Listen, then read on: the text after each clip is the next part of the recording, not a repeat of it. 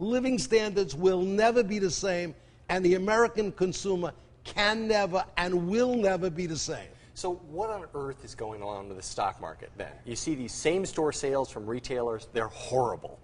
The deficit, horrible. Stock market keeps going up. You turn on the TV, green shoots, off to the moon again, huge recovery. What's going on? Well, here's all I can say. During the Great Depression, when the stock market lost 90% of its value, we had two of the biggest rallies, over 40%.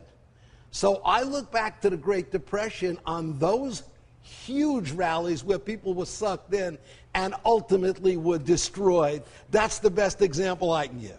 Even though we're higher than that now, we're 55%? 55%, but it's really the same relative issue because this is not nearly as bad as the Great Depression. But during the Great Depression, where the market lost 90% of its value, we had two of the biggest rallies ever seen at that time. So you think we're going to have, obviously, if we're having 90% downside from the peak, we're going below those March lows. I mean, do you think we're going to have that kind of weakness ultimately before we truly hit a bottom for the stock market? I think we're Japan.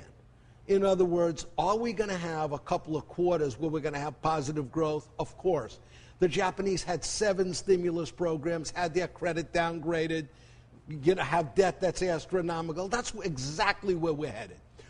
We have a cyclical economy, of course. So are we going to have a couple of quarters where things perk up? Nowhere near where Obama's budget says, because he's at 4% growth next year, as crazy as all his other numbers are. But the point is that, yes, we're going to have that uptick. That's exactly what the market is anticipating. But the question is, after that, the Bush tax cuts go away. Of course, they were insane, but taking them away, and then the government has to take out some of the stimulus. Because if we keep going with Venezuela, there's no way we can continue. So the government has got to stop spending the way they are. When you got the combination of the end of the Bush tax cuts, slowing down all of these bailouts and spending, we go right back into the tank, just like the Japanese did after the 7 bailouts. Excuse me. So what about inflation and deflation? This is a constant tug